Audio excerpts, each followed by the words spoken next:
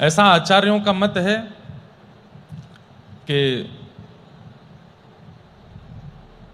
घर में किया गया यज्ञ अनुष्ठान उसका जितना फल मिलता है उससे कई गुना ज्यादा मिलता है यदि वो किसी देवालय में जाके किया जाए, घर की अपेक्षा देवालय में या मंदिर में।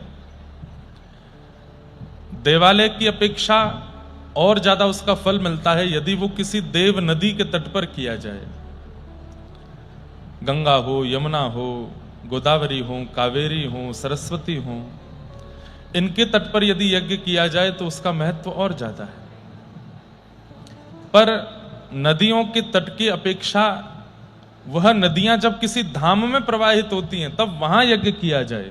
जैसे गंगा जी कानपुर से बहती हुई भी जाती हैं और भी शहरों का स्पर्श करती हैं, पर वही गंगा जी जब काशी पहुंचती हैं, जब वही गंगा जी प्रयागराज पहुंचती हैं, वही गंगा जी हरिद्वार से निकलती हैं, वहां पर यज्ञ किया जाए। मतलब सीक्वेंस है, घर के यज्ञ की अपेक्षा मंदिर में यज्ञ, मंदिर के यज्ञ की अपेक्षा नदी के तट पर यज्ञ, उसकी अपेक्षा वो नदी जब देव धामों से निकले तब वहां पर यज्ञ।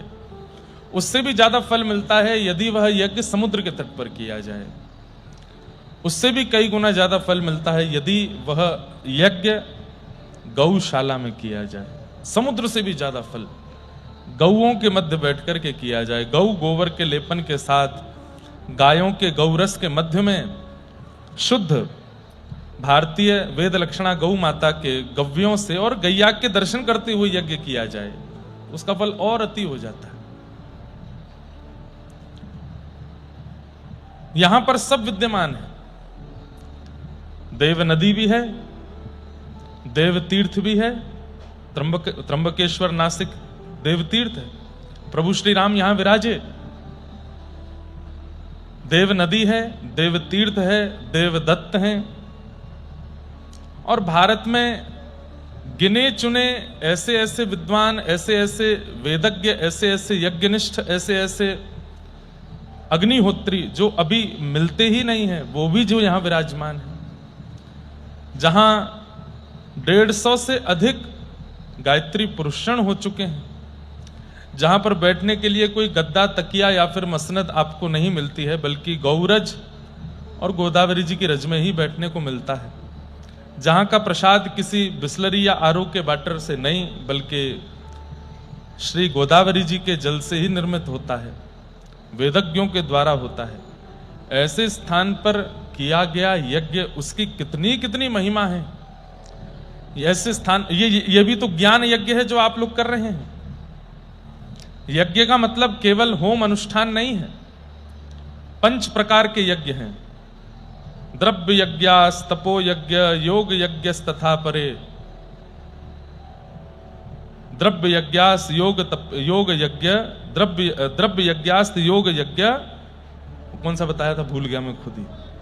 तपो यज्ञ तथा परे, स्वाध्याय यज्ञान यज्ञश्च ते तु कर्म विसूचक। ये 5 प्रकार के यज्ञ। सबसे पहला यज्ञ है द्रव्य यज्ञ। आप किसी की सेवा में यदि धन दे देते हैं, किसी की सेवा में अन्न वस्त्र दे देते हैं, किसी की सेवा में उसकी जरूरत की वस्तु दे देते हैं, तो वह भी एक यज्ञ कहलाता है। उसको क्या कहते हैं? द्रव्य यज्ञ। दूसरा आता है तप यज्ञ, जहां पर शरीर को कंफर्ट जोन से विपरीत ले जाकर के आप भगवत आराधन करते हो, वो तप यज्ञ कहलाता है।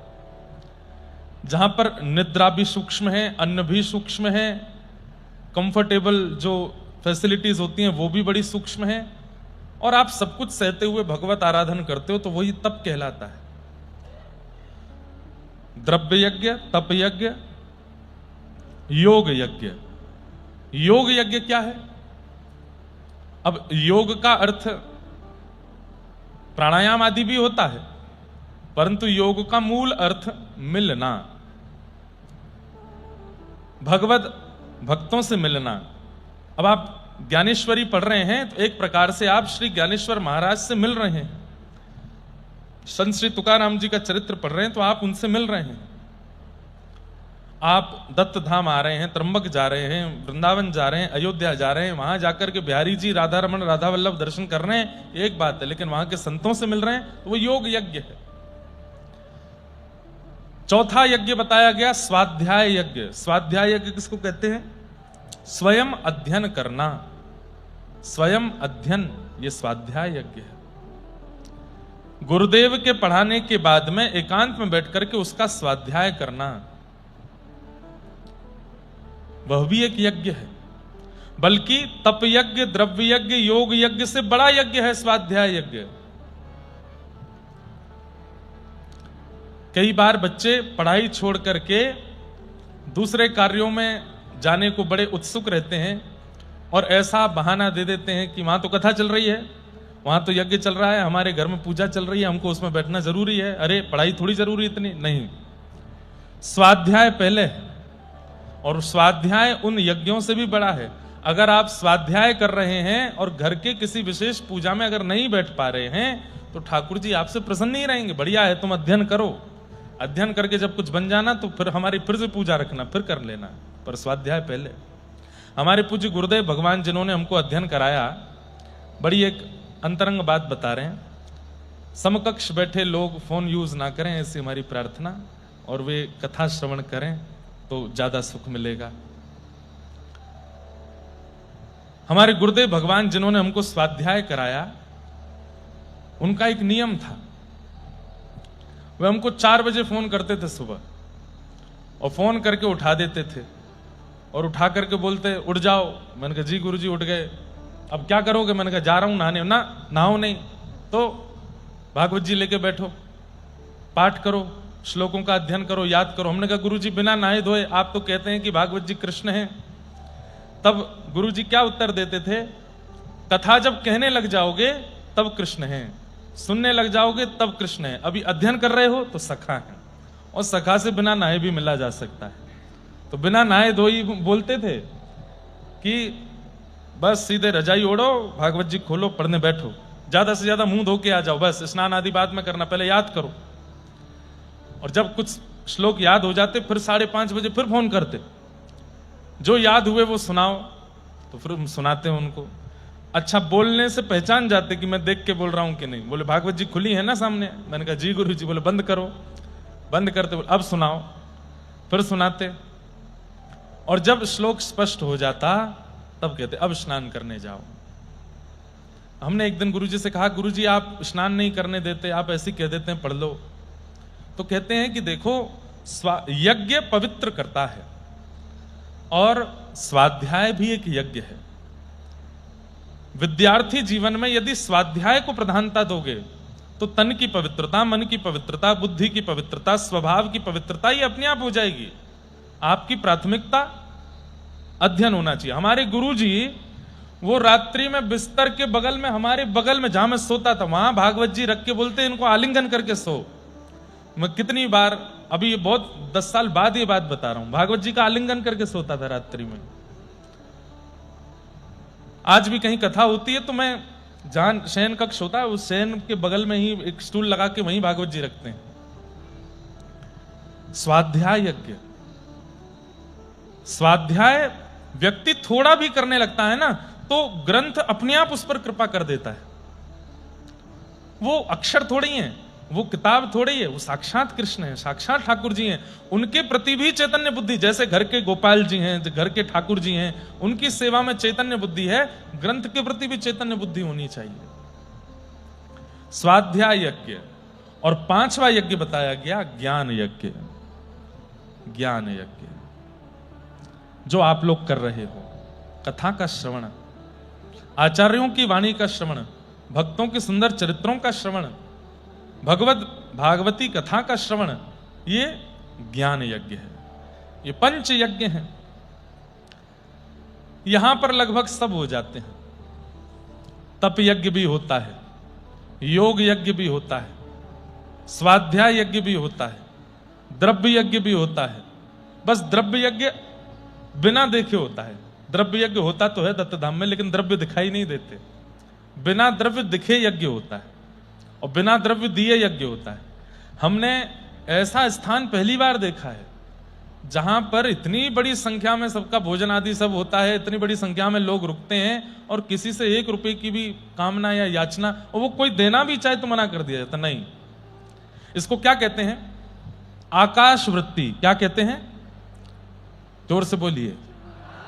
आकाश वृत्ति। आकाश वृत्ति का मतलब क्या है? ठाकुर जी देख लेंगे, व्यवस्था करनी होगी, ये कार्य होना है, ये उत्सव होना है, ये कथा होनी है, ये महोत्सव होना है, ये किसी से याचना नहीं, हमने संकल्प करके ठाकुर जी के सामने रख दिया, अब ठाकुर जी जाने।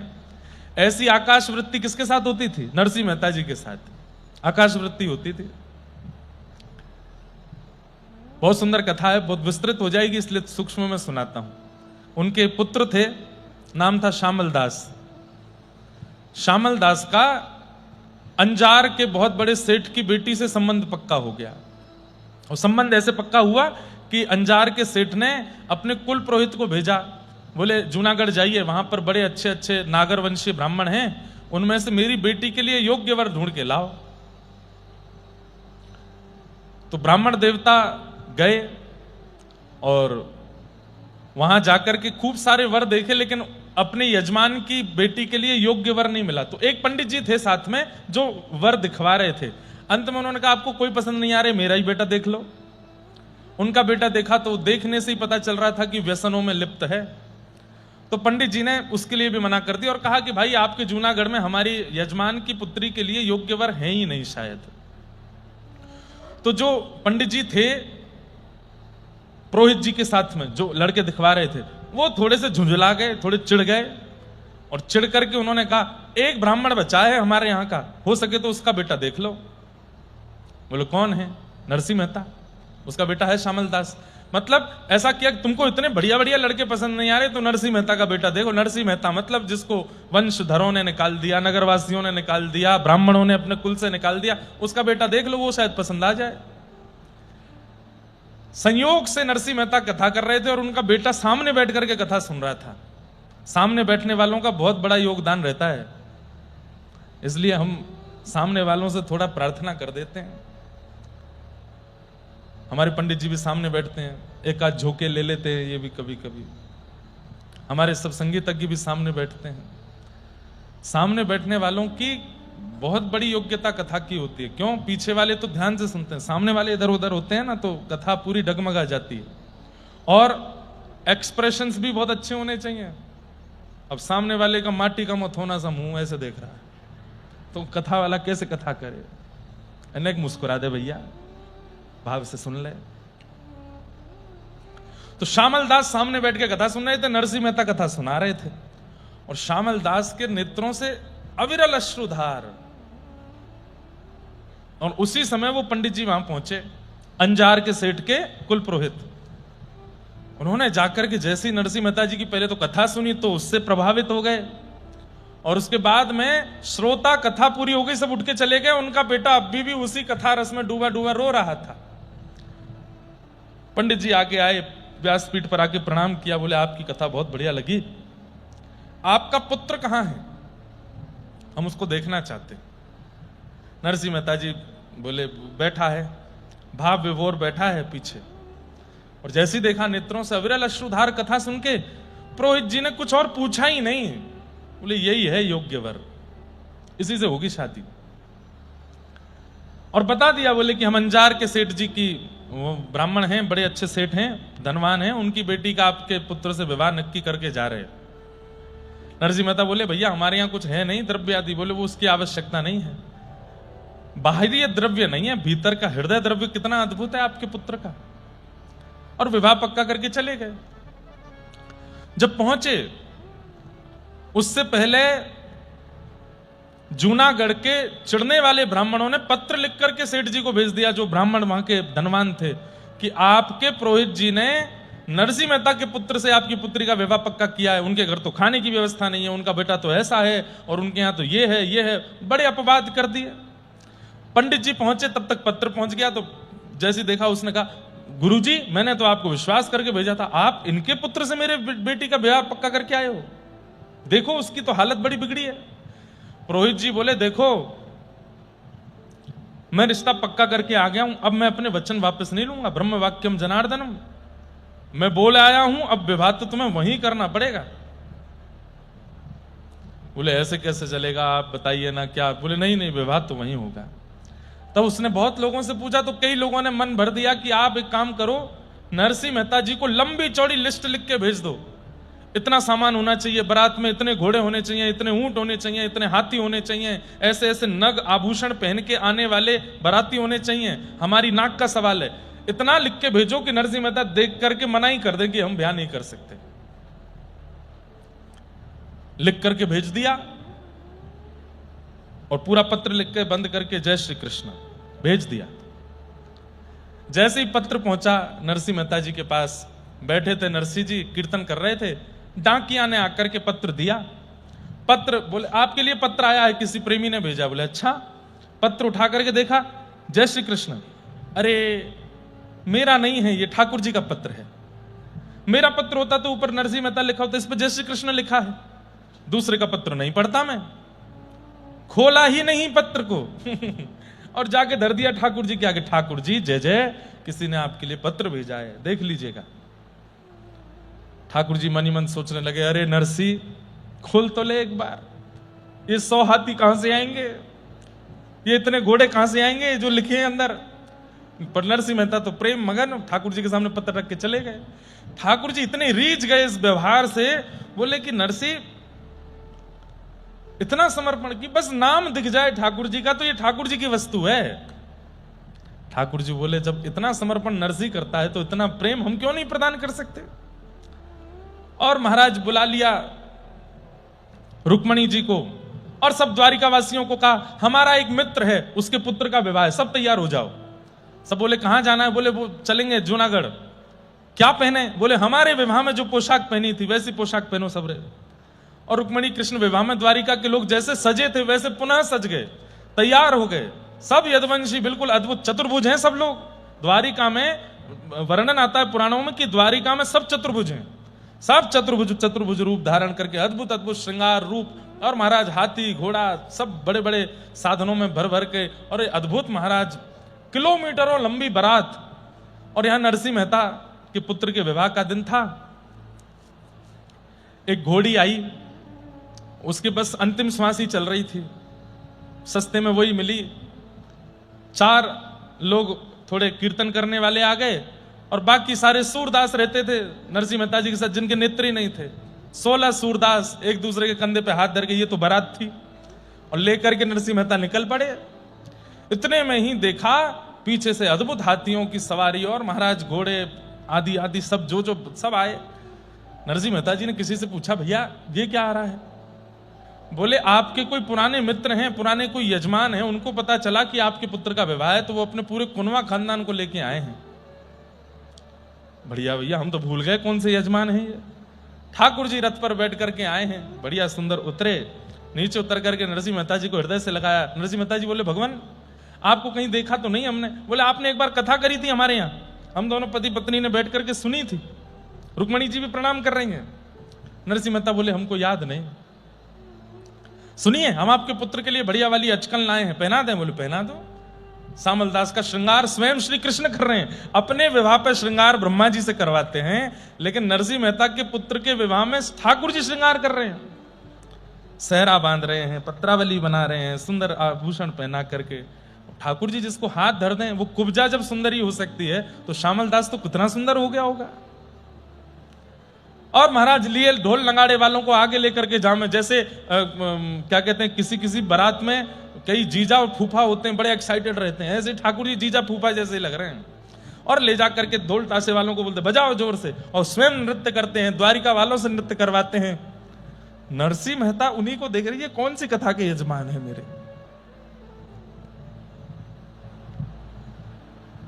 लेकिन भक्त के नेत्रों से ठाकुर जी बचते नहीं। थोड़ी बहुत देर में नरसिंह मेहता जी का यह हुआ कि वो तो कीर्तन में लग जाते थे, बारात चल रही है, वो अपना कीर्तन कर रहे थे, तो नेत्रबंद करके वही झांकी दिख रही है जो आगे बारात में नाच रही है। बोले मैं कीर्तन करता हूं, मुझे ठाकुर जी का अनुभव होता है, आज मैं नेत्र बंद कर रहा हूं, ये मेरे यजमान क्यों दिख रहे हैं मुझको, इनसे नाम तो पूछ के आऊं, इनका क्या नाम है। नरसिंह मेहता गए बोले सुनिए सुनिए यजमान जी। बोले हाँ जी हाँ जी, आपका नाम क्या है? ठाकुर जी बोले हमारा नाम सांवरिया सेठ। सांवरिया सेठ? बोले हाँ। दोबारा बताइए तो। बोले सांवरिया सेठ। नरसिंह मेहता जी अपलक नेत्रों से जब देखने लगे, देखते ही देखते ठाकुर जी से छुपाया नहीं गया, हंस गए जोर से। और जैसे ही हंसे महाराज, लखी जन लाल की मुस्कान। जैसे ही लाल जी मुस्कुराते हैं ना, आदमी बस उस समय हृदय गति को बचा ले, अटैक पड़ने की 100% संभावना है। इतने सुंदर हो जाते हैं ठाकुर जी। और जैसे ही हंसे हैं नरसिंह मेहता जी का तो सब भूल भाल गए। मेरे बेटे की बारात है, बेटा दुल्हा बना है, पत्नी आदि सब भूल गए। तुरंत हाथ पकड़ लिया। द्वारिकाधीश? ठाकुर जी बोले हाँ जी। अरे जय जय, आप आए हो। तुरंत हृदय में भर लिया नरसिंह मेहता। 52 बार गए ठाकुर जी जूनागढ़। कितनी बार? 52 टाइम्स। नरसिंह मेहता जी के लिए 52 बार इस कलयुग में ठाकुर जी जूनागढ़ गए। और ऐसी बारात लेकर के गए महाराज, सब देखते रह गए। अंजारवासी, अद्भुत ब्याह हुआ उनके पुत्र का। कथा और भी लंबी है। कथा ऐसी आती है कि वहां जब बारात पहुंची तो बारात देख करके लड़की का पिता भाग गया रात में ही। बोले कि इनकी तो व्यवस्था ही नहीं कर पाऊंगा मैं। तो जो पुरोहित जी थे वो आए नरसिंह मेहता जी से मिलने। तो ठाकुर जी सब व्यवस्था देख रहे थे। बारात पहले जाती थी, 3 दिन रुकती थी नगर के बाहर। जहां बारात जानी है वहां उसके नगर के बाहर 3 दिन बारात रुकती थी। तो ठाकुर जी सबकी व्यवस्था देख रहे थे। पुरोहित जी आए तो पुरोहित जी ने आकर के ठाकुर जी को ही देखा। ठाकुर जी से कहा, बोले कि वो बड़ी गड़बड़ हो गई है। बोले क्या गड़बड़ हो गई? बोले लड़की के पिता जो है पहले तो बड़े फूल रहे थे कि हमारी बेटी का ब्याह ऐसा करना है, ऐसा करना है, कहां संबंध करे। अब बारात देख करके वो खुद ही भाग गए। बोले मेरी नाक कट जाएगी, मैं इनको पूरी भी नहीं पवा पाऊंगा, इतनी लंबी कितने हैं बाराती पता है? 56 करोड़ तो द्वारिका से यदुवंशी आए हैं। 56 करोड़। 16,108 तो भगवान की पत्नियां ही हैं, सब आई हैं। बोले एक एक को एक एक पूड़ी भी खिलाऊंगा तो पूरे गुजरात का अन्न खत्म हो जाएगा, मैं कहां से करूंगा इतनी व्यवस्था। तो लड़की के जो पिताजी थे वो भाग गए रात में, बेटी से हाथ जोड़ गए, बेटी मैं तो तेरा दुर्भाग्य कि मैं तेरा पिता हूं। ऐसी अद्भुत बारात आई है, मैं तो उनको भोजन ही नाक कटे उससे अच्छा मैं चला जाता हूं। तो जाकर के जब ठाकुर जी को बताया तो ठाकुर जी बोले नरसिंह मेहता जी से बात करते हैं। नरसिंह मेहता जी से जाके कहा, मेहता जी ऐसे ऐसे हो गया, आप बताओ। नरसिंह मेहता बोले हमको डिस्टर्ब मत करो, हम अपने कीर्तन में लगे। ना तो हमने बारात बुलाई थी, ना हमने ये सब व्यवस्था के लिए कहा था, अब आप जानो, आपका काम जाने। ठाकुर जी बोले अब नरसिंह तो कीर्तन में है, क्या करें। तुरंत ठाकुर जी ने नेत्र बंद करके बलराम जी का आवाहन किया और बलराम जी से कहा, रेवती भाभी के सहित और जो लोग थोड़े बहुत रह गए द्वारिका में उनके सहित पधारिए। बलराम जी महाराज रेवती जी के साथ में और बच्चे कुछ यदुवंशियों के साथ में आए। आकर के पूछा, हाँ लाला बता। बोले कहा है? बोले भैया आज एक बहुत सुंदर अवसर मिलो है, अब हम दोनों उनको करना हो। बोले क्या? बोले हम तो बन गए लड़का वाले, बारात आदि लेके आ गए, अब लड़की के पिताजी भाग गए हैं। तो बोले आप पिताजी का रोल निभाओ, लड़की के पिताजी आप बनिए और पूरी जो एक ससुराल पक्ष की जो पूरी क्रिया होती है वो आप और रेवती भाभी संभालिए। तो श्री बलराम जी महाराज ससुर बने और रेवती जी सासू मां बनी हैं और इनके पुत्र आदि ये सब श्यामल दास के साले बने और इन्होंने फिर कन्यादान करके पूरा विवाह संपन्न कराया। और नरसिंह मेहता केवल करताल लिए कीर्तन कर रहे हैं, कोई मतलब ही नहीं है क्या चल रहा है। और ऐसा अद्भुत विवाह ना कभी हुआ था ना कभी हो सकता है, ऐसा विवाह श्यामल दास का ठाकुर जी ने कराया। तो ये बात बताने का तात्पर्य क्या है? ठाकुर जी के प्रति समर्पण की कैसी स्थिति है। यज्ञ के विषय में हम लोग चर्चा कर रहे थे। 5 यज्ञ हैं, उनमें से ये ज्ञान यज्ञ है। और ज्ञान यज्ञ में जिसकी पूर्ण निष्ठा है उससे ठाकुर जी खूब राजी रहते हैं। यहां सारे यज्ञ हो रहे हैं आपके दत्त धाम में, द्रव्य यज्ञ भी हो रहा है, तप यज्ञ भी हो रहा है, योग यज्ञ भी हो रहा है, द्रव्य यज्ञ भी हो रहा है और स्वादा। हाँ, तो हम चर्चा कर रहे थे आकाश वृत्ति। तो आकाश वृत्ति से या तो दत्त धाम देखा या सुनने में आए होंगे तो श्री नरसिंह मेहता। 1 रुपया नरसिंह मेहता जी ने कहीं लिया नहीं, कहीं से खर्च किया नहीं और खर्चा इतना हुआ कि कुबेर भी आकर के उसका वहन नहीं कर सकते। ऐसी आकाश वृत्ति से हमारा दत्त धाम है। यहां पे भी श्री दत्त प्रभु ही करते हैं। और ऐसी योजना बनती है, ऐसी योजना बनती है कि बड़े बड़ों के सिर घूम जाएंगे। कल का जल क्रीड़ा मनोरथ, मुझे लगता है कि आज के कलिकाल के अब तक जितने भी कलयुग में लोगों ने जन्म लिए हैं, भगवत उत्सव किए हैं, ठाकुर जी की ऐसी जल क्रीड़ा अभी तक नहीं हुई होगी जैसे कल दत्त धाम में हुई। और ये बात बिल्कुल सत्य है, कलयुग के प्रारंभ से अब तक ये सबसे बढ़िया जल क्रीड़ा होगी। कल गिरधर लाल जी के मुखमंडल की आभा देखने लायक बन रही थी। इतने खुश हो रहे थे, इतने खुश हो रहे थे कि जब जल से बाहर निकले तो एक बालक के हाथ से मसाल में से अग्नि किसी के ऊपर गिरवा दी। बोले मुझे नहीं जाना है, क्यों निकाल रहे हो, अभी और आनंद करना। बिल्कुल जिद्दी बालक हो जाता है ना, निकलते नहीं जल से। कल ऐसे हो रहे थे लाल जी, बहुत सुख मिला। और ये सब हमारे पूज्य महाराज जी की कृपा है।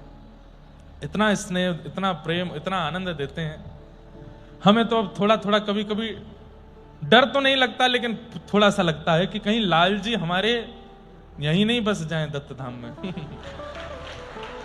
पिछली बार तो एक बार हुआ था, पिछली बार जब जल क्रीड़ा नाव मनोरथ हुआ तो महाराज जी भी तब उत्सव में थे। तो महाराज जी बोले अब लाल जी को लेके चलो दत्त प्रभु के पास। मैंने जी दत्त प्रभु के पास गए तो फिर लाल जी को और दत्त प्रभु को मिलाना था, तो वहां बाहर लाल जी विराज गए। महाराज जी लाल जी को लेकर के गए और दत्त भगवान से मिलाया, और भीतर विराजमान करके महाराज जी बोले अब लाल जी नहीं आ रहे, अब जाओ तुम। मैंने महाराज जी ऐसे मत करो ना, अब लाल जी यहीं रहेंगे, भीतर और किसी की घुसने की सामर्थ्य नहीं है। अब तुम चाहे रो चाहे तुम कुछ कहो, लाल जी नहीं आएंगे बाहर। तो हमें लाल जी को बहुत भाता है। दत्त धाम में इतना स्नेह, इतना आनंद, इतने उत्सव का सुख देते हैं पूज्य महाराज जी। कभी कभी ऐसा लगता है जैसे श्री कृष्ण को सुख देने के लिए साक्षात महादेव आ गए हों, क्योंकि कृष्ण के रस में अत्यंत आनंद को यदि कोई मिश्रित करते हैं तो वो महादेव है। हमारे महाराज जी महादेव हैं, ठाकुर जी को खूब सुख देते हैं, खूब आनंद देते हैं। ऐसी सब भावनाएं हैं, खूब आनंद है। आज कितने दिन हो गए कथा के? 7वां दिन है आज, 7वां दिन है आज। कब शुरू हुई थी कथा? हैं 19, आज क्या है? 7 दिन हो गए। चलो सप्ताह तो आज हो गई, अब कितने दिन की ओर है? 8 दिन की ओर है, 9 दिन की ओर है। वाह। आज जानकी नवमी है। आज सुबह यहां पर अद्भुत क्रम हुआ था और परम पूजनीय स्वामी श्रीमद परमहंस परिव्राजकाचार्य वासुदेवानंद सरस्वती श्री टेम्बे स्वामी महाराज यहाँ पधारे थे और सुबह उनका सुंदर अभिषेक हुआ, पंचामृत अभिषेक हुआ, विशिष्टाभिषेक हुआ। जो लोग उपस्थित थे उन सब ने दर्शन भी किया। दत्त परंपरा के जैसे हम लोग अष्ट सखाओं के भाव सुन रहे हैं, गुरुजी ने लिख के तो दिया है, खूब बड़ा है, तो मैं यही पढ़ देता हूं, आप सबको समझ आ जाए। आज यहां पर जिनका पूजन हम लोगों ने किया वे परम पूजनीय श्रीमद परमहंस परिव्राजकाचार्य श्री वासुदेवानंद सरस्वती टेम्बे स्वामी महाराज हैं।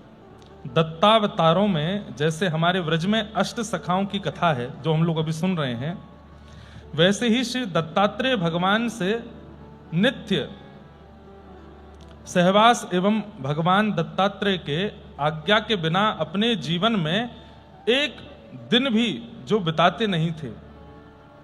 आद्य शंकराचार्य जी के बाद जिन्होंने इस वैदिक सनातन धर्म की परंपरा अक्षुण्य रखी और वैदिक धर्म के लिए अपना पूरा जीवन समर्पित किया,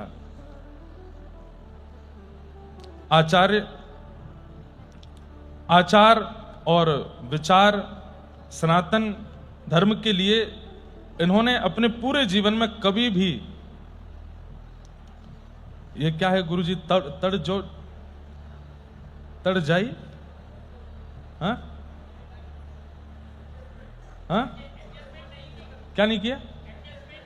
अच्छा, कोई एडजस्टमेंट नहीं किया। हाँ, माने जैसा वेदों में बताया वैसे ही होगा, आद्य शंकराचार्य जी के बाद जो स्तोत्र आदि वैदिक विश्व के लिए लिखा गया सबसे अच्छे, सबसे उच्च स्तरीय लिखन परम पूजनीय स्वामी जी का है।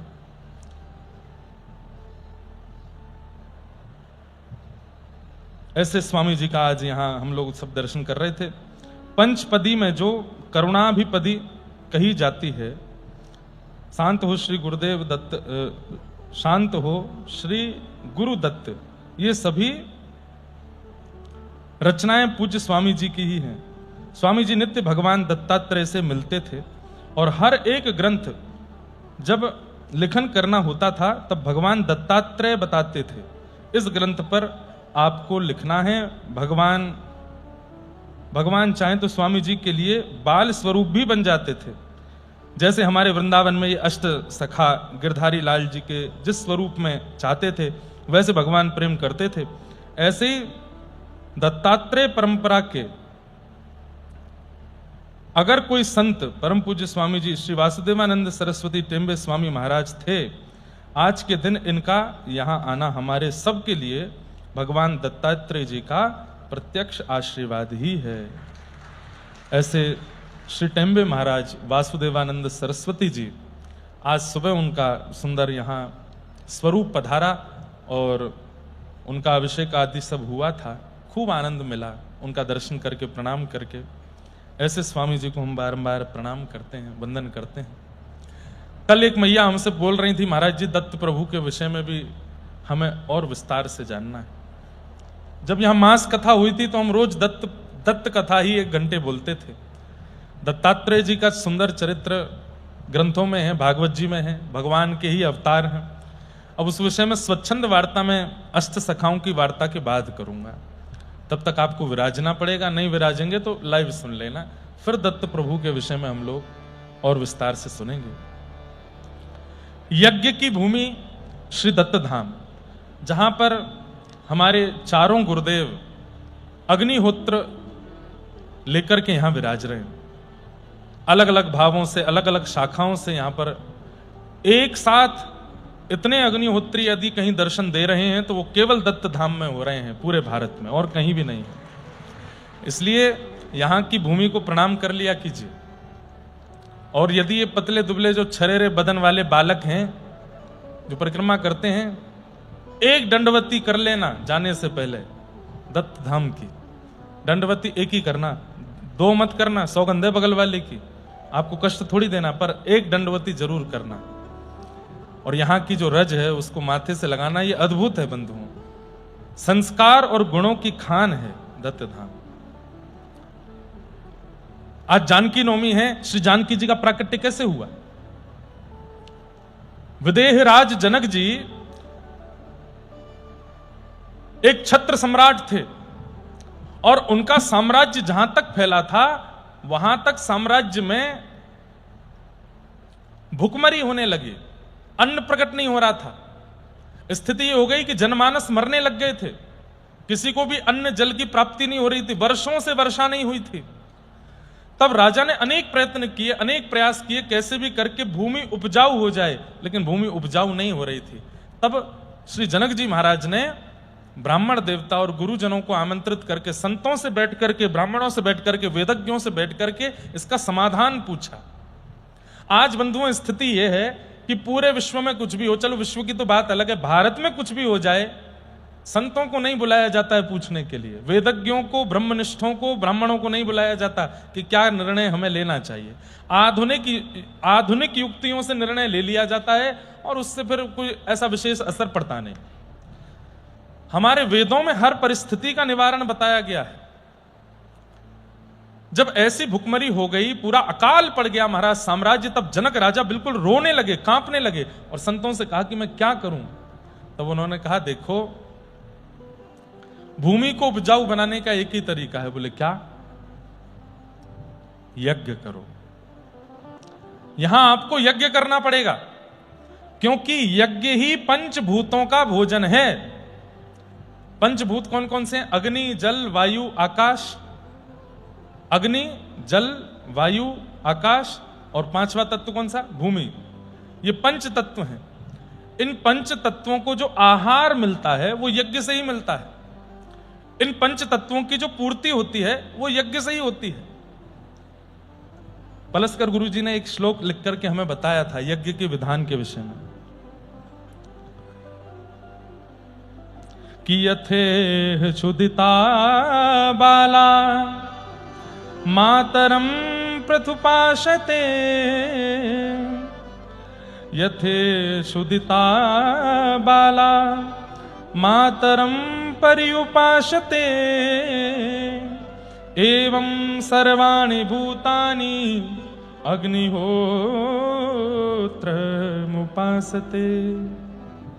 अर्थ क्या है? बोले जिस प्रकार एक बालक को जब भूख लगती है तो वो अपनी मां को खोजता है और मां के पास जैसे पहुंचता है बालक को रोता देख मां तुरंत उसको या तो दुग्ध पान कराती है या भोजन अन्न खिला करके उसकी क्षुधा को शांत करती है। ऐसे ही पृथ्वी अग्नि जल वायु आकाश ये पंच तत्व जो हैं इनको जब भूख लगती है तो ये यज्ञ निष्ठों को अग्निहोत्रों को ढूंढते हैं और कहां यज्ञ हो रहा है वहां पहुंच करके उस यज्ञ से आहार लेते हैं। और विशेष आहार के रूप में अग्निहोत्री ब्राह्मण जब यज्ञ करते हैं सूर्योदय के समय सूर्यास्त के समय, जैसे हम सुबह नाश्ता करते हैं रात्रि भोजन करते हैं मध्याह्न भोजन, ऐसे ही इन पंच तत्वों को सुबह सुबह यज्ञ करके और शाम को यज्ञ करके इनको तृप्त किया जाता है। आज भारत में अग्निहोत्र होते नहीं, अब यज्ञों की विधा खत्म होती जा रही है। इससे क्या हो रहा है? प्रकृति की क्षुधा निवृत्ति नहीं हो रही है, जिसके कारण असमय की बारिश होती है, फसलें नष्ट हो जाती हैं, नदियां सूखने लग रही हैं, दुनिया भर के प्रपंच होते जा रहे हैं, गंगा यमुना जैसी नदियां विषैली होती जा रही हैं। ये तो भारत की स्थिति। और बाहर की स्थिति, कहीं पर युद्ध चल रहे हैं, देश देश आपस में खत्म हो रहे हैं, समुद्र में सुनामियां आ रही हैं, भूकंप आकर के पहाड़ धंसते जा रहे हैं। ग्लोबल वार्मिंग के कारण सारे बर्फीले पहाड़ पिघल पिघल करके नदी बनते जा रहे हैं, जलाशय बनते जा रहे हैं। पंच तत्व विचलित हो रहा है। क्यों? क्योंकि उनको अग्निहोत्र नहीं मिल रहा है, यज्ञ नहीं मिल रहा है। और एक समय वही हो जाएगा जो यहां जनक जी महाराज के लिए हो रहा था, अकाल पड़ जाएगा। अच्छा, हमें ऐसा लगता है प्राचीन भारत में अकाल पड़ता था, अब के भारत में अकाल तो नहीं पड़ेगा लेकिन विकाल पड़ेगा, सबकी बुद्धि नष्ट हो जाएगी और आदमी आदमियों को मार देंगे, लोग लोगों की हिंसा करेंगे, एक दूसरे से लड़ झगड़ के हम सब मर जाएंगे। उससे भी बुरा समय आएगा। अकाल नहीं, विकाल होगा, और वो विकाल भी विकराल होगा। तो राजा जनक जी ने जब संतों से पूछा कि मैं क्या करूं कि मेरी पूरी भूमि उपजाऊ हो जाए, तब सब संतों ने बताया कि आप यज्ञ करो। लेकिन इस यज्ञ का एक नियम होगा। बोले क्या? यज्ञ के लिए उचित स्थान ढूंढा जाएगा और लंबी दूरी खोद करके हल से यज्ञ के लिए उपयुक्त बनाई जाएगी। लेकिन इसमें एक और कठिन व्रत यह होगा कि जो हल लगाया जाएगा, वो जिस बैलगाड़ी में हल जोता जाएगा वहां बैल नहीं लगेंगे, तो आपको और श्री सुनैना महारानी, आप दोनों को वृषभ के रूप में वहां लगना पड़ेगा। और ऐसे भी नहीं कि अपने कंधे पर आप बैलगाड़ी का वह भाग लेकर के और फिर चलें और फिर जमीन को जोतें। नहीं, जिस प्रकार बैल चलता है, 2 हाथ और 2 घुटने, और आपके कंधे पर वो बैलगाड़ी रखी जाएगी, पीछे हल होगा और तब आपको पृथ्वी को जोतना पड़ेगा। उसके बाद जुती हुई उस पृथ्वी पर फिर यज्ञ होगा। यज्ञ से फिर पर्जन्य भगवान प्रसन्न होंगे, तब पर्जन्यो भगवान इंद्र, फिर इंद्र आकर के मेघमालाओं के द्वारा वर्षा करेंगे, जमीन उपजाऊ होगी और धीरे धीरे करके भुखमरी जो अभी फैल गई है, अकाल जो पड़ गया है, ये नष्ट हो जाएगा। लेकिन इसके लिए आपको थोड़ी ये तप जैसा करना पड़ेगा। क्यों? जितना श्रेष्ठ तप उतनी जल्दी क्रिया की सफलता होगी। जब देव देखेंगे कि राजा वृषभ को ना लगा करके स्वयं लगा है, तो देवताओं का हृदय भी करुणा से भर जाएगा। और निश्चित ही राजन, आपका या आपके पूर्ववर्ती राजाओं का कोई अपराध बना है इस भूमि के प्रति, जिस वजह से ये पूरी अकालग्रस्त हो गई है। इसलिए आपको ये करना पड़ेगा। आप रानी से एक बार आज्ञा ले लीजिए। जनक महाराज जी अपनी पत्नी से जाकर के बोले, देवी ऐसे ऐसे हमको हल जोतना है भूमि पर जहां यज्ञ होगा, पर जुताई के लिए वहां बैल ना लग के मुझे और आपको लगना पड़ेगा और ऐसे चलना पड़ेगा। आप राजी हो? कैसी योग्य पत्नी है। बंधुओं, पत्नी वह श्रेष्ठ है जो भगवत भजन, भगवत भक्ति, भगवत यज्ञ अनुष्ठान में आपकी सहायक बनती हो, वो पत्नी श्रेष्ठ है। श्री जनक महाराज ने पत्नी से कहा तुरंत, अरे ऐशो आराम सुख समृद्धि का जीवन तो हमने बहुत जिया है, प्रार्थना करते हैं ना, करेंगे। और कहां राजमहलों में रहने वाले दोनों जनक राजा और सुनैना रानी दोनों ऐसे वृषभ की तरह हो गए। कंधे पर बैलगाड़ी का वह भाव लकड़ी का रखा गया, पीछे हल लगाया गया, स्वर्ण का हल, उसकी जो नोक थी उसका विधिवत पूजन किया है ऋषियों ने आकर के। और राजा रानी दोनों बिल्कुल सामान्य वेशभूषा में और स्वर्ण के उस लकड़ को अपने कंधे पर लेकर के वृषभ बन करके पीछे हल लगा करके जब चले हैं, आधी से ज्यादा भूमि को ऐसे ही जोता, घुटने छिल गए, रक्त प्रवाह हो रहा है, हाथ छिल गए, रक्त प्रवाह हो रहा है। तभी एक जगह जाकर के वो हल की नोक रुक गई। आपने खूब प्रयास किया लेकिन वो ना आगे जा पा रहे हैं ना पीछे हो पा रहे हैं। तब मानो जैसे एक व्यवधान जैसा आ गया। तब आपने ऋषियों से कहा अब क्या करें? बोले कि ठाकुर जी से प्रार्थना करो, क्या लीला करना चाह रहे हैं, भगवान कृपा करें। आपने वह नोक निकाल करके जब भीतर गाड़ करके देखा, तभी अब प्रकट रूप में एक और स्थिति है, पर अप्रकट रूप से तब क्या हुआ? बोले सुंदर स्वर्ण मंडित एक आसन प्रकट हुआ। 16 सखियां घेरे हुए हैं उस आसन को, और उस आसन के मध्य में एक सुंदर कमल दल है। उस कमल दल के बिल्कुल मध्य में साक्षात परम्बा जगदम्बा श्री लक्ष्मी जानकी जी के रूप में विराजमान और श्री जनक महाराज को। अब इससे एक बात समझ में आई आपको? ध्यान दीजिएगा, यज्ञ करने की इच्छा मात्र से जो क्रिया की जा रही थी, उस क्रिया से जानकी जी की प्राप्ति हो। अभी तो यज्ञ हुआ ही नहीं है, केवल यज्ञ की पूर्व की परिकल्पना से श्री जानकी जी का प्रादुर्भाव हो गया।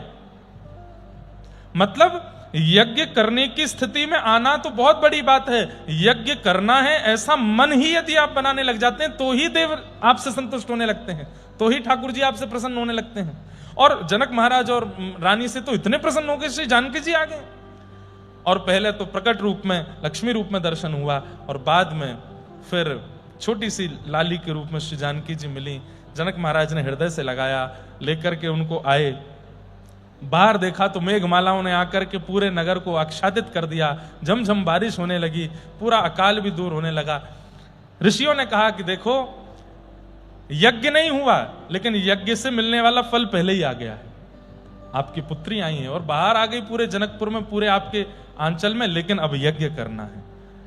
उसके बाद फिर विधिवत जनक जी महाराज ने यज्ञ किया, और तब जाकर के पूरी सृष्टि फलीभूत हुई। कहते हैं श्री जनक जी महाराज का किया गया तब का यज्ञ ही है कि आज तक हम सब लोग खा पी रहे हैं आनंद में।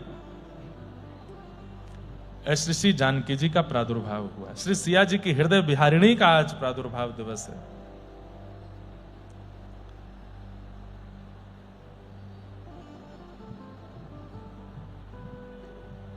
राम रघुवर की प्राण पिया, भजो रे मन सिया सिया।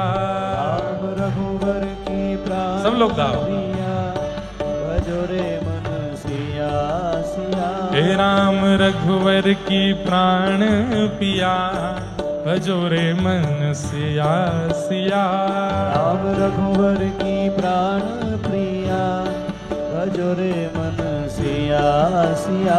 ओ सिया सिया सिया सिया सिया सिया सिया सिया। हाँ सिया सिया सिया सिया सिया सिया सिया सिया। हे राम रघुवर की प्राण पिया, भजो रे मन सिया सिया। राम रघुवर की प्राण प्रिया, भजो रे मन सिया सिया। हे राम रघुवर की प्राण पिया, भजो रे मन सिया सिया। राम रघुवर की प्राण प्रिया, भजो रे मन सिया। हे राम रघुवर की प्राण पिया, भजो रे मन सिया सिया। राम रघुवर की प्राण प्रिया, भजो रे मन हे सुने न रानी लली को दुलरावे, सुने न रानी लली को दुलरावे, सुने न रानी लली को दुलरावे, सुने ना रानी लली को दुलरावे, हे मुख चूमे और कंठ लगावे, कुछू में और कंठ लगा, ओ यहाँ मन में मोद बढ़ा, भजो रे मन सिया सिया, यहाँ मन में मोद बढ़ा, भजो रे मन सिया सिया, हे राम रघुवर की प्राण पिया, भजो रे मन सिया सिया। रघुवर की प्राण प्रिया, भजो रे मन सिया सिया, हे शिव ब्रह्मा जाको यश गावे, ब्रह्मा जाको गावे, शिव ब्रह्मा जाको यश गावे, सावे जनक जी मन ही मन सा, ओ आज जनक, हाँ आज जनकपुर भाग्य बढ़ा, भजो रे मन सिया सिया, आज जनकपुर भाग्य बढ़ा, भजो रे मन सिया सिया, राम रघुवर की प्राण पिया, भजो रे मन पिया सिया। राम रघुवर की प्राण प्रिया, भजो रे मन सिया सिया, हे सिया सिया सिया सिया, सिया सिया भजो सिया सिया, हे सिया सिया सिया सिया, सिया सिया भजो सिया सिया, हे राम रघुवर की, राम रघुवर की, राम रघुवर की प्राण पिया, भजो रे मन सिया सिया। राम रघुवर की प्राण सब लोग गाओ। भजो रे मन सिया सिया, हे बाजे बाजे रे बधाई आज जनकपुर में बाजे, बाजे रे बधाई जनकपुर, हे बाजे बाजे रे बधाई जनकपुर में, बाजे बाजे रे बधाई जनकपुर में, हाँ जनकपुर में अवधपुर में, जनकपुर में अवधपुर में, हे जनकपुर में अवधपुर में, जनकपुर में अवधपुर में, हे बाजे हाँ बाजे ओ बाजे बाजे रे बधाई जनकपुर में, बाजे रे बधाई जनकपुर में, हे रानी सुने ना बेटी जाई, रानी सुने ना बेटी जाई, रानी सुने ना बेटी जाई, रानी सुने ना बेटी जाई, हाँ आज सुदिन शुभ योग घरी आई, आज शुभ दिन शुभ, घड़ी आई, हे आज सुदिन शुभ योग घरी आई, आज सुदिन शुभ योग घड़ी आई, हे भय मुदित, हे भय, जनकपुर में अवधपुर में, हे बाजे हो बाजे हाँ बाजे बाजे रे बधाई जनकपुर बाजे में, बाजे रे बधाई जनकपुर में, हे राम रघुवर की प्राण पिया, भजो रे मन सिया सिया, रघुवर की प्राण प्रिया, भजो रे मन सिया सिया, ओ राम रघुवर की प्राण पिया, भजो रे मन सिया सिया, रघुवर की प्राण प्रिया, भजो रे मन सिया सिया, हे राम रघुवर की प्राण पिया, भजो रे मन सिया सिया, रघुवर की प्राण प्रिया, भजो रे मन सिया सिया, श्री राम जय राम जय जय राम, जय राम जय जय राम, हे श्री राम जय राम जय जय राम, श्री राम जय राम जय जय हे सीताराम सीताराम सीताराम सीताराम सीताराम सीताराम हे सीताराम सीताराम सीताराम सीताराम सीताराम सीताराम भजो श्री राम जय जय राम भजो श्री राम जय राम भजो श्री राम जय राम भजो श्री राम जय राम हाँ भजो श्री राम जय राम भजो श्री राम जय राम बोलो राम प्राण वल्लभा श्री सियाजू महारानी की जय जय जय श्री सीताराम बधाई हो बधाई हो बधाई हो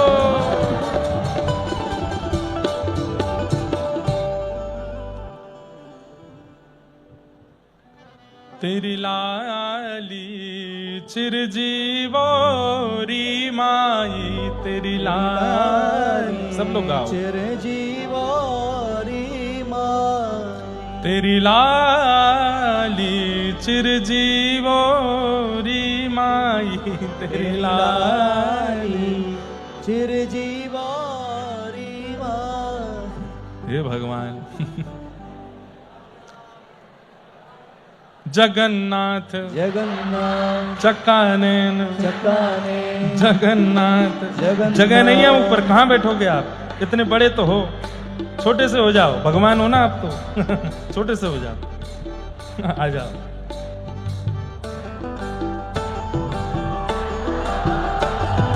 जगन्नाथ जगन्नाथ चक्कानैन चक्काने जगन्नाथ जगन्नाथ चक्कानैन चक्काने नीलाचल वरे तू न संभाले तो हमें कौन संभाले पूरा संभाले तो हमें कौन संभाले।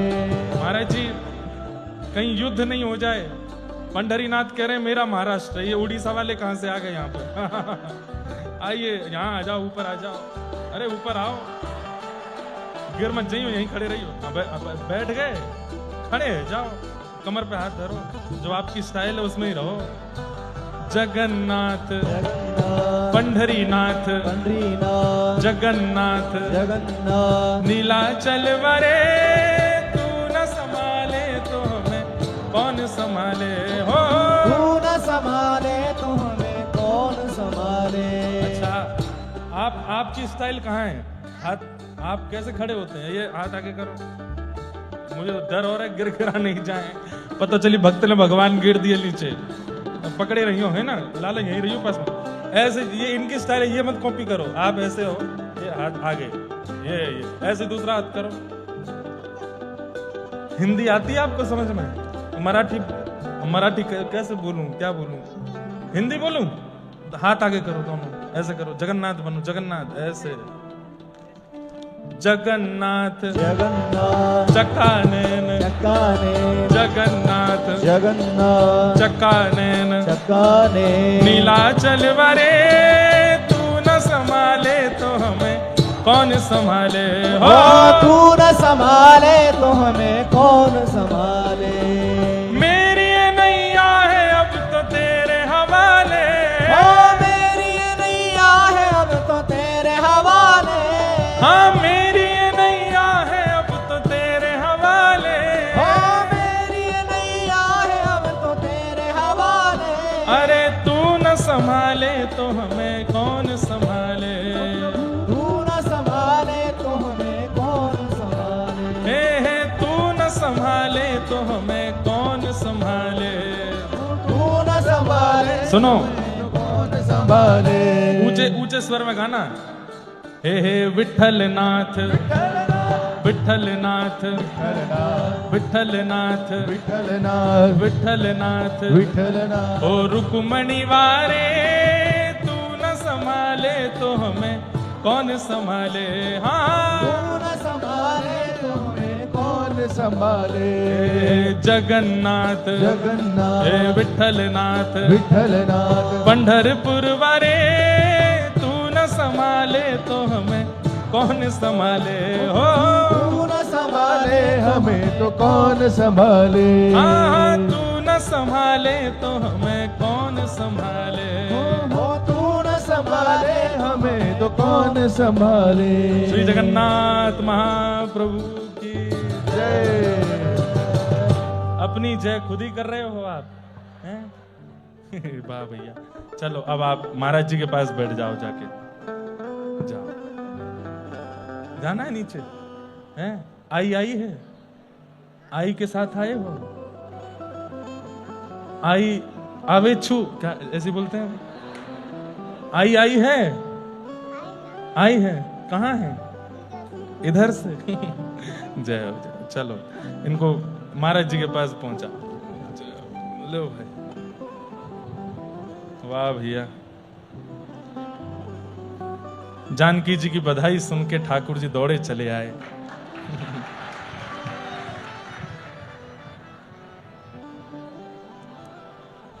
चिरजीवोरी माई लाली तेरी, चिरजीवोरी माई। गाइए चिरजी, आशीष दो।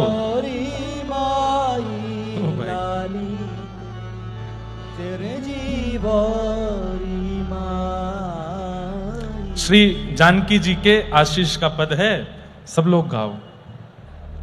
सकल लोक पद सेवतिया के, सकल लोक पद सेवतिया के, सीता नाम सुहाई लाली तेरी, चिरजीवोरी माई। चिरजीवोरी माई लाली तेरी, चिरजीवोरी माई। कैसी हो आपकी लाली? सब आशीष दे रहे हैं जनकपुर के लोग। जग विजयी गुणशील मनोहर, जग विजयी गुणशील मनोहर, नेह भर्यो रसदाई माई तेरी, चिरजीवोरी लाली, चिरजीवोरी माई लाली तेरी, चिरजीवोरी माई। और अंत में जो लगभग लाली जब जन्म होती है तो सबका ये भाव रहता है, क्या? रसिक अली वर मिलही या को, रसिक अली वर मिलही या को। अरे मैया तुम्हारी या लाली को सुंदर रसिक सुवर, सुंदर वर इनको प्राप्त हो। रसिक अली वर मिलहे या को, रसिक अली वर मिलहे या को। जैसी आपकी लाली इतनी सुंदर है, आपके जामाता कैसे हों? बोले उनको देख करके कोटि अनंग लजाई लाली तेरी, चिरजीवोरी माई, चिरजीवोरी माई। मैया आपकी लाली को देख करके तो आप सुहा रही हो, लेकिन देखियो आपके जमाई राजा इतने सुंदर आमेंगे कि कोटि कोटि कंदर्प दर्प भी लज्जित हो जाएंगे उनकी रूप माधुरी के ऊपर। ऐसा हम जनकपुर वासी को आशीर्वाद है। बोलो जनक दुलारी श्री सीता जू की जय। और महाराज ऐसे ही वर इनको मिले, जैसे ही गए हैं जनकपुर में, आहा आनंद आ गए हैं महाराज। राम जी को देख करके सब जनकपुर की नारियां, आज मिथिला नगरिया निहाल सखियां, चारों दुल्हा में बड़का कमाल सखियां, हे चारों दुल्हा में बड़का कमाल। चार दुल्हा आए हैं मिथिला नगरी में, लेकिन बड़का कमाल सखियां, सबसे बड़े वाले कमाल ही हैं, अद्भुत हैं देखने में। ऐसी हमारी सिया जी को हम बारंबार प्रणाम करते हैं। जब आ रहे थे कथा में तो याद आया कि आज जानकी जी का सुंदर प्रादुर्भाव है। गुरु जी ने यज्ञ की विधि के बारे में लिख के दिया था, तो यज्ञ से ही प्राकट्य उनका है, इसलिए वो क्रम मिल गया और अपने आप ही श्री जानकी जी का उत्सव सूक्ष्म रूप में हम लोगों ने यहाँ मना लिया। आप सबको, दत्तधाम को, हमारे पूज्य महाराज जी को, वैदिकों को, गोदावरी जी को, दत्तात्रेय भगवान को, त्र्यंबक महाराज, त्र्यंबकेश्वर भगवान को, सबको श्री जानकी नवमी की खूब खूब बधाई। आइए अब चलते हैं हमारे गोविंद दास, जिनका रसमय चरित्र हम लोग कल श्रवण कर रहे थे, उनके पावन चरित्र में हम लोग प्रवेश करते हैं।